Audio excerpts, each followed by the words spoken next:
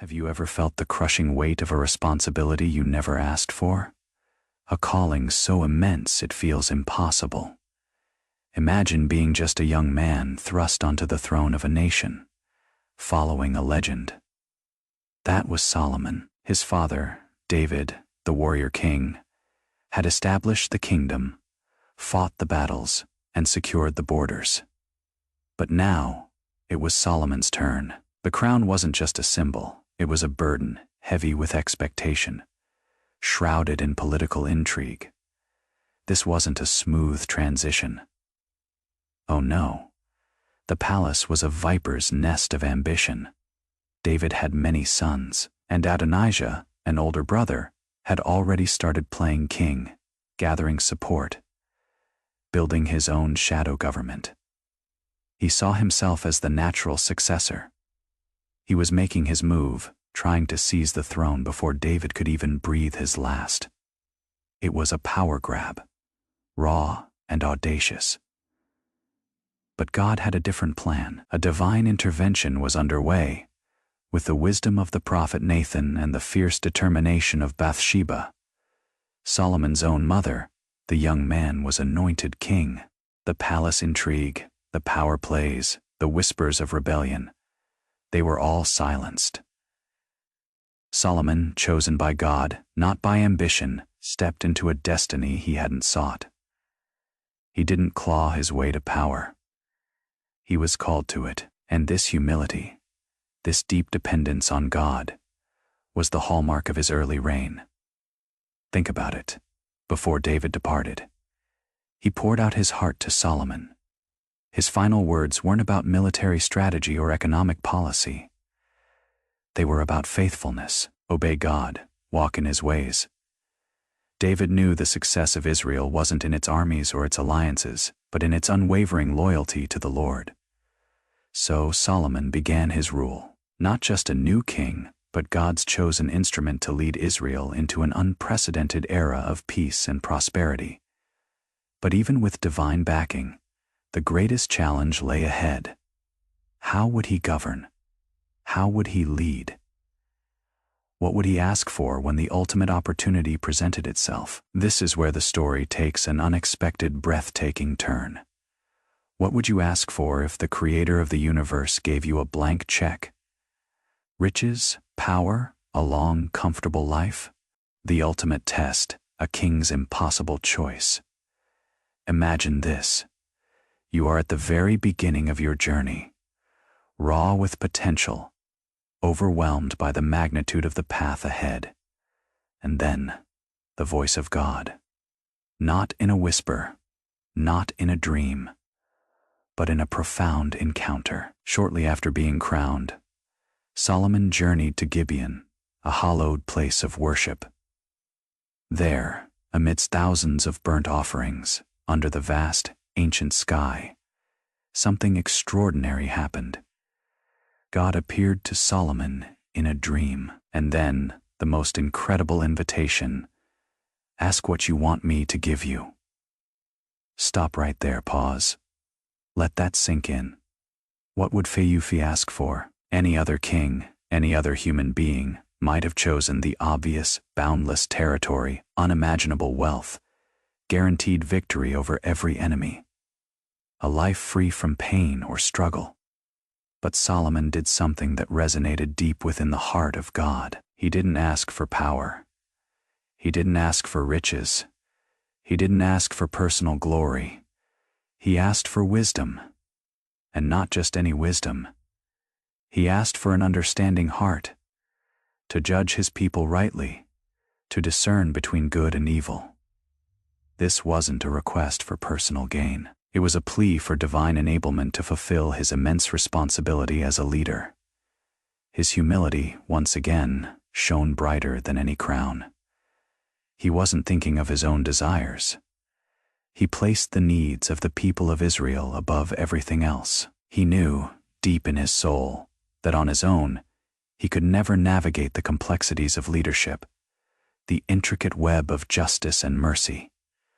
God's answer was as grand as Solomon's request. Not only did he grant Solomon wisdom such as no one had ever possessed or ever would, But he also added what Solomon didn't ask for: unimaginable riches, unparalleled honor, and a reign like no other. God made a covenant.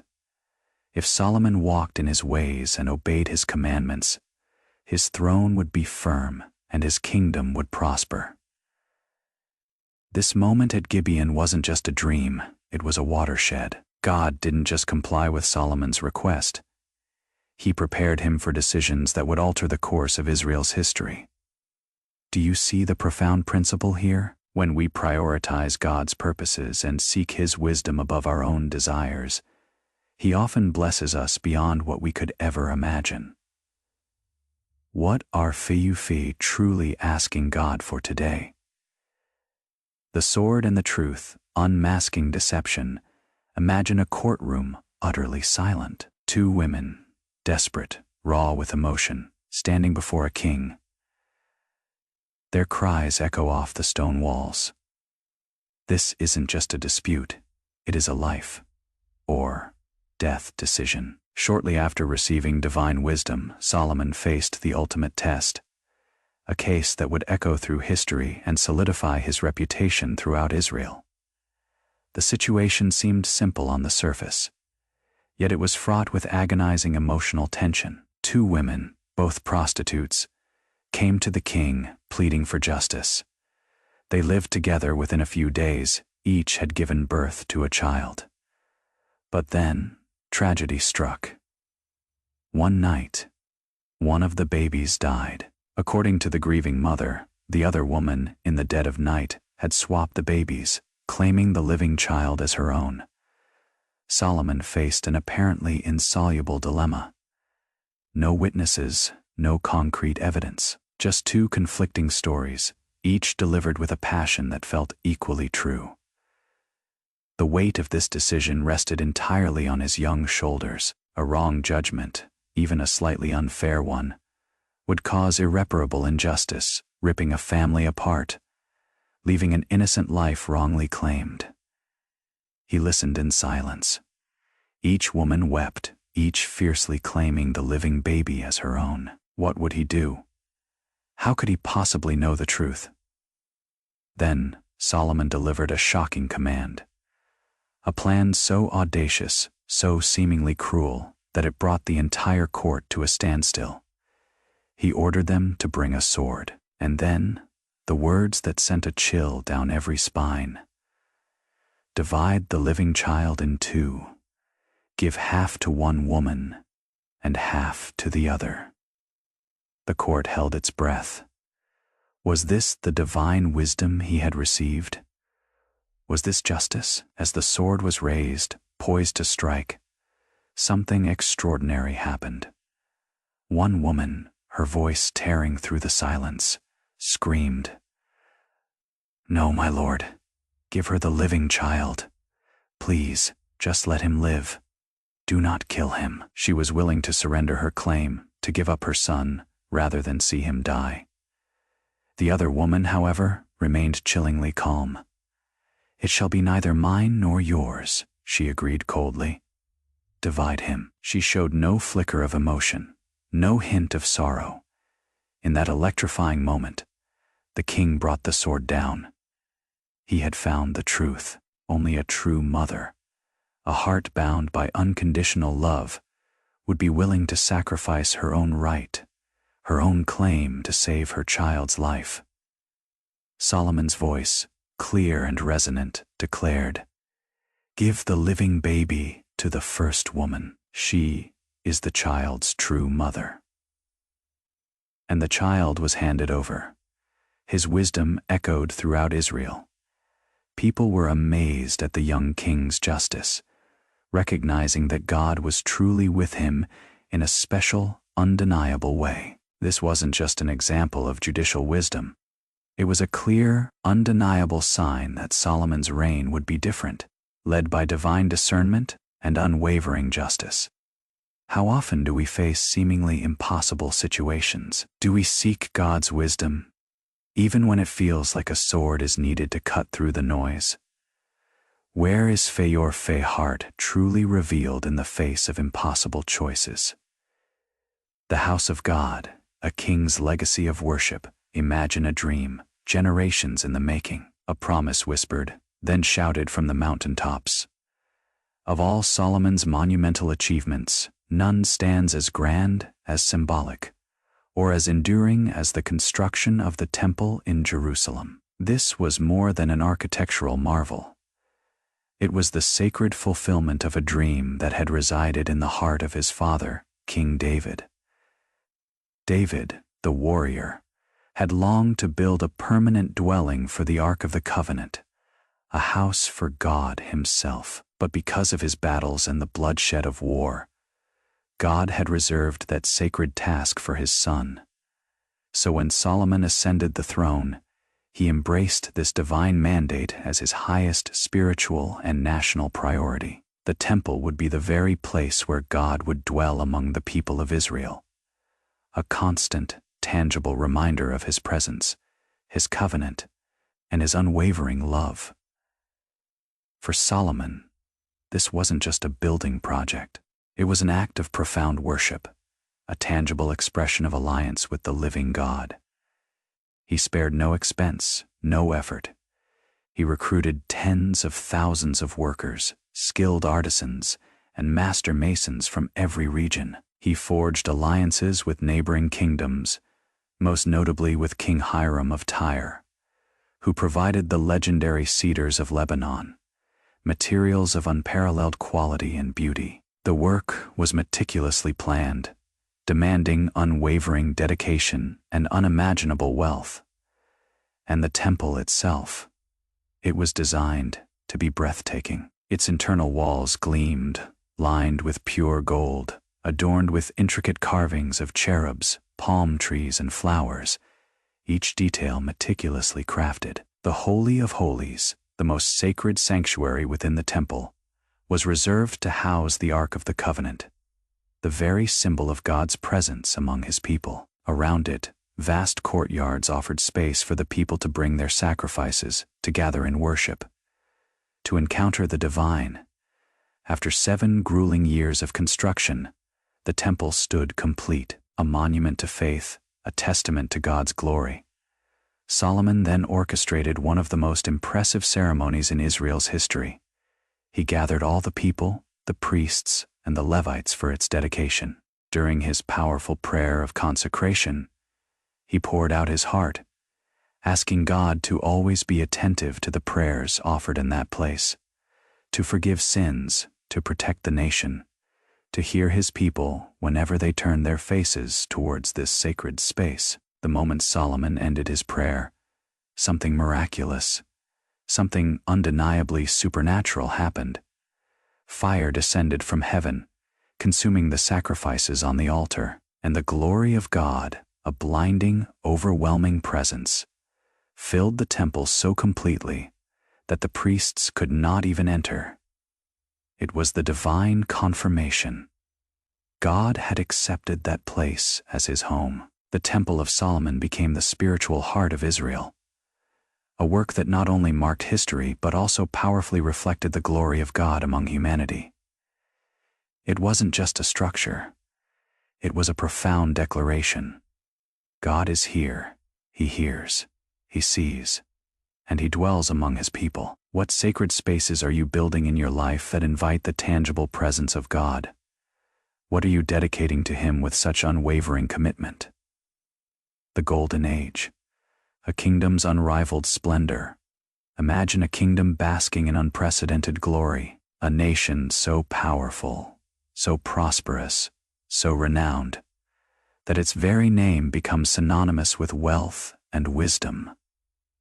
Under the reign of Solomon, Israel experienced a period of splendor unlike anything ever seen before. Armed with God's extraordinary wisdom and his own shrewd political acumen, Solomon transformed the kingdom into a respected, even revered, power throughout the entire ancient world. This was the undisputed height of his leadership, a time when unparalleled wealth and strategic alliances solidified his power and brought profound stability to his people. How did he achieve this? Solomon masterfully expanded Israel's trade networks, leveraging its unique geographical position. Situated at the crossroads of great civilizations like Egypt and Mesopotamia, Israel became a commercial hub. He established vast trade routes that brought in gold, silver, ivory, and exotic spices, turning Jerusalem into a pulsating center of prosperity. Caravans crisscrossed the land so frequently that, according to biblical accounts, silver became as common as stones in the streets of Jerusalem. Beyond commerce, Solomon was a genius at forming strategic alliances. He forged peace treaties and trade agreements with neighboring kingdoms, often sealing these pacts with political marriages. He amassed an impressive harem of wives, 700 to be exact, along with 300 concubines, many from nations like Egypt, Moab, Ammon, and Sidon. Each of these alliances, though later proving problematic, initially contributed to Israel's stability and security, while dramatically increasing the king's influence on the world stage. It took 13 years to complete, adorned with cedar and glittering gold. His throne, crafted from ivory and overlaid with pure gold, was an unparalleled masterpiece. 12 sculpted lions flanked its steps, a sight unmatched by any other nation. Everything in Solomon's reign seemed to reflect the grandeur of his wisdom and the abundant blessings of God. But what truly captivated people wasn't just the sheer opulence. It was his legendary intelligence. Kings and queens from distant lands journeyed to Jerusalem, drawn by the magnetic pull of his wisdom. They came to hear his insights, to challenge him with riddles, and to soak in knowledge that spanned everything from botany to zoology. His name became synonymous with wisdom, a benchmark against which all others were measured. This period was, without question, the golden age of Israel. Yet, the very abundance and the seemingly solid alliances that defined this era would, chillingly, begin to reveal the cracks, weaknesses that would lead Solomon to face his greatest, most devastating test. How often do we chase after more, believing that abundance and influence are the ultimate signs of success, only to find them become our greatest vulnerability? What hidden weaknesses are you allowing to subtly erode your foundation, even in times of plenty? The ultimate journey, a queen's quest for truth. Imagine the buzz, the whispers turning into shouts, tales of a king, not just rich, but wise, beyond measure, reaching across continents. Solomon's fame wasn't confined to the borders of Israel. His legendary wisdom and his unimaginable riches had reached distant lands, igniting curiosity and admiration in the hearts of kings and rulers, far and wide. Among them, the most striking figure was the Queen of Sheba. She came from a distant land, possibly what is now Ethiopia or southern Arabia, a formidable ruler in her own right. She wasn't just interested in gossip. She wanted to see with her own eyes if everything said about the King of Israel was truly astonishingly, unbelievably real. Her arrival in Jerusalem was a grand spectacle.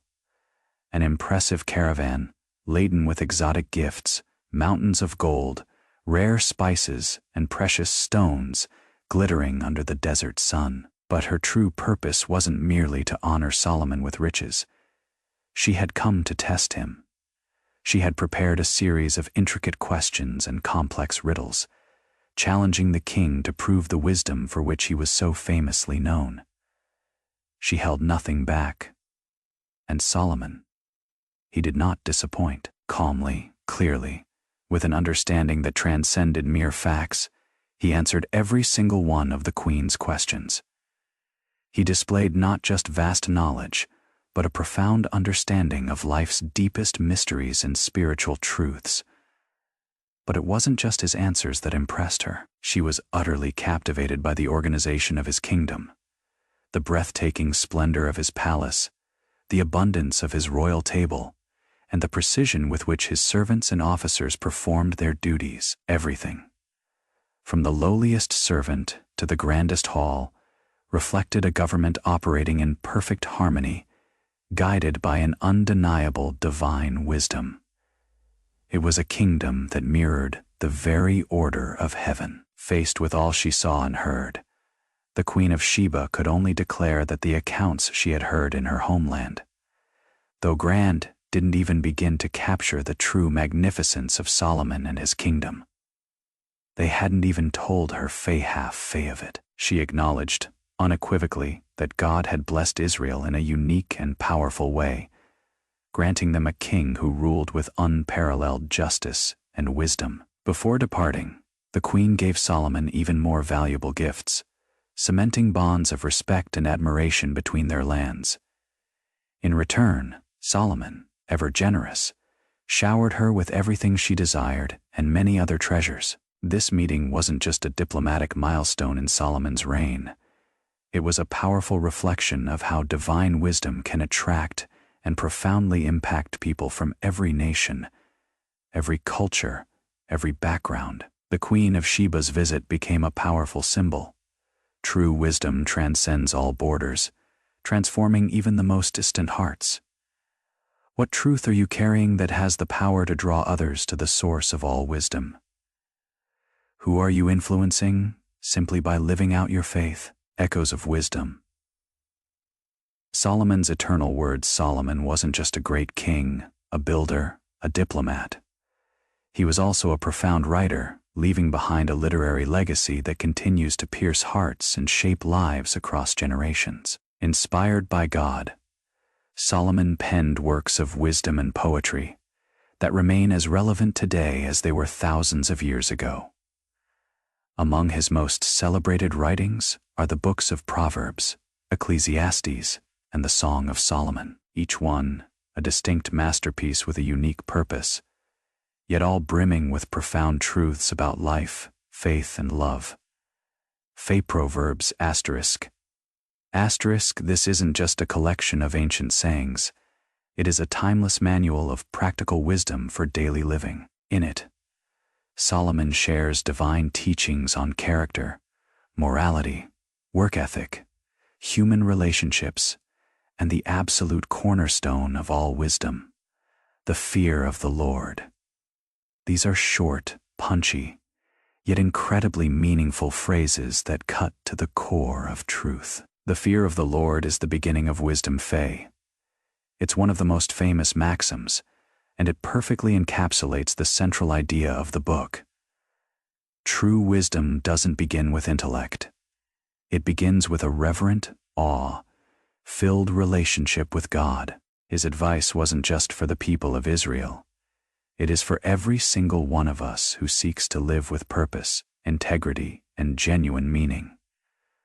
What practical wisdom are you applying to your daily grind? Ecclesiastes ***.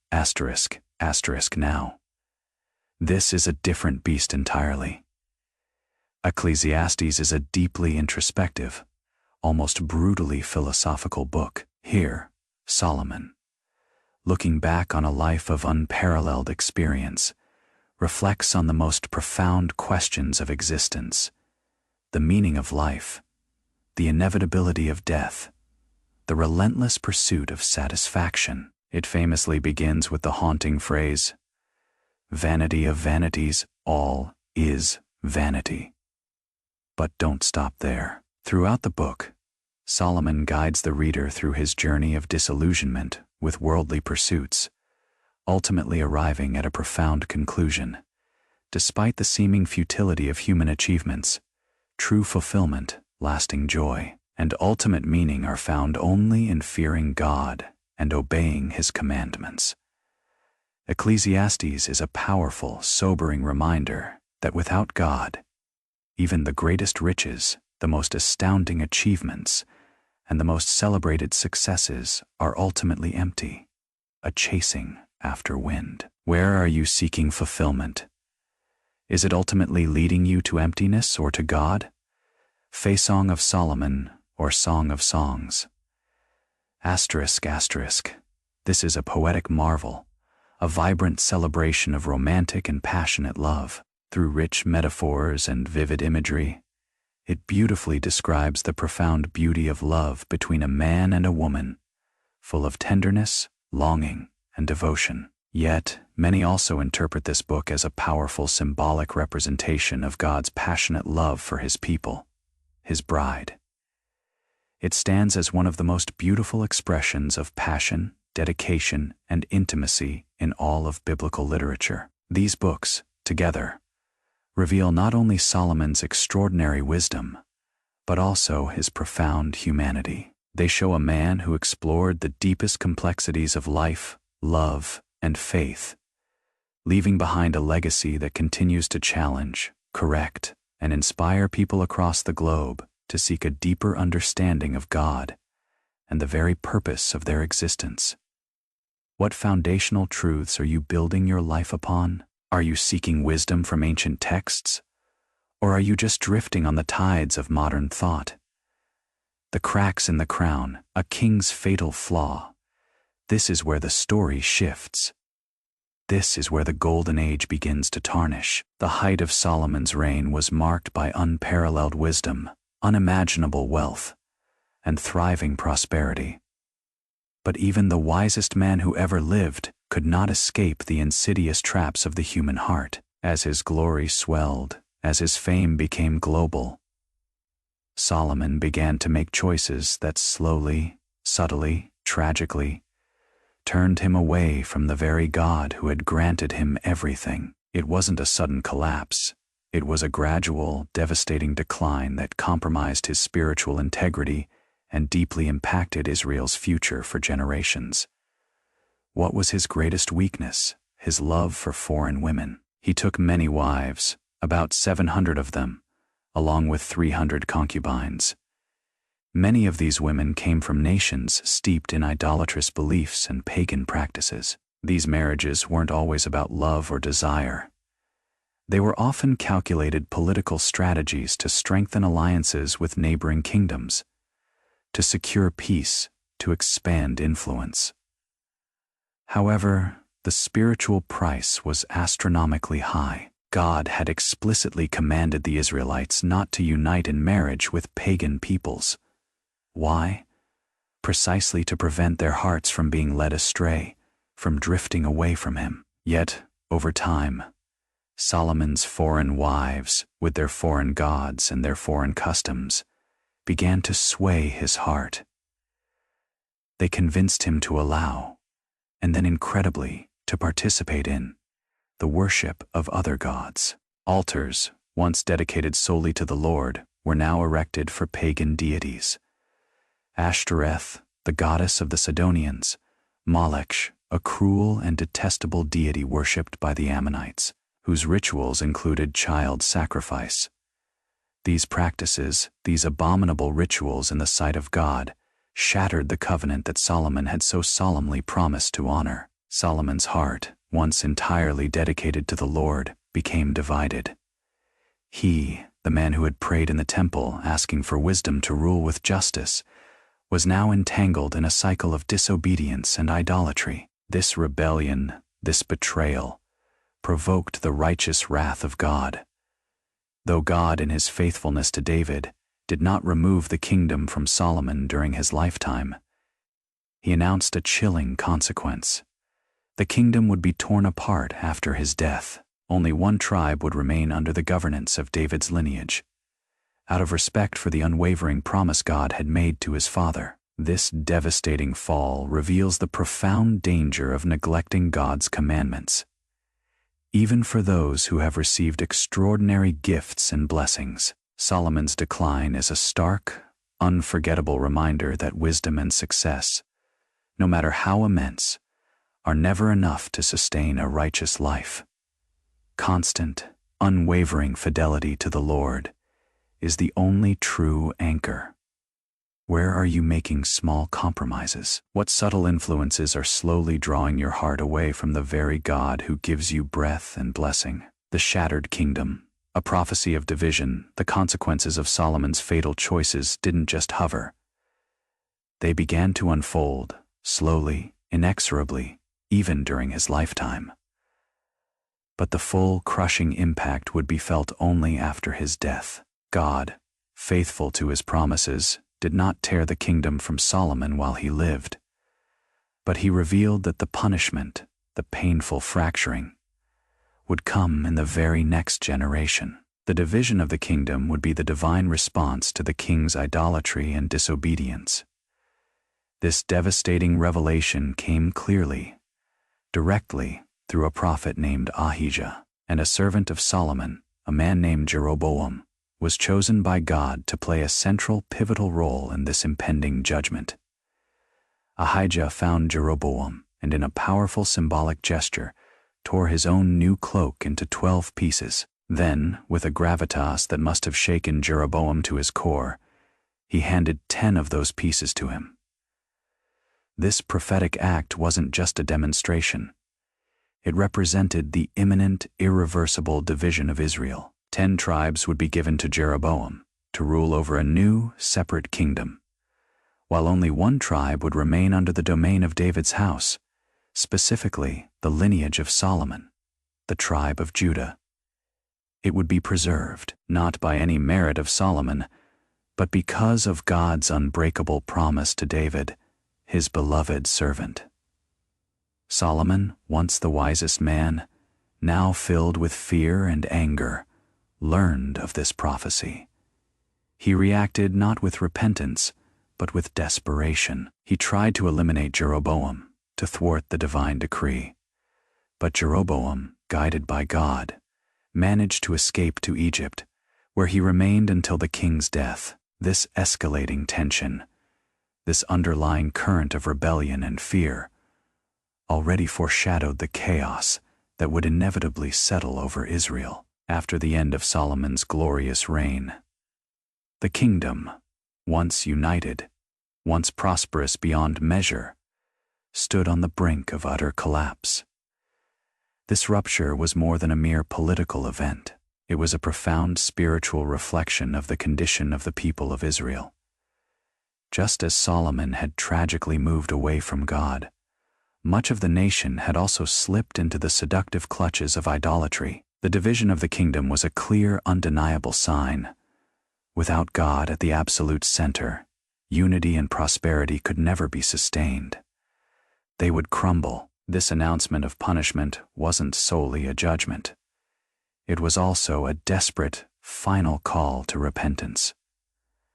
God longed for both the king and the people to return their hearts to him. But the bitter seeds of Solomon's planted disobedience were now about to generate a harvest of sorrow and division.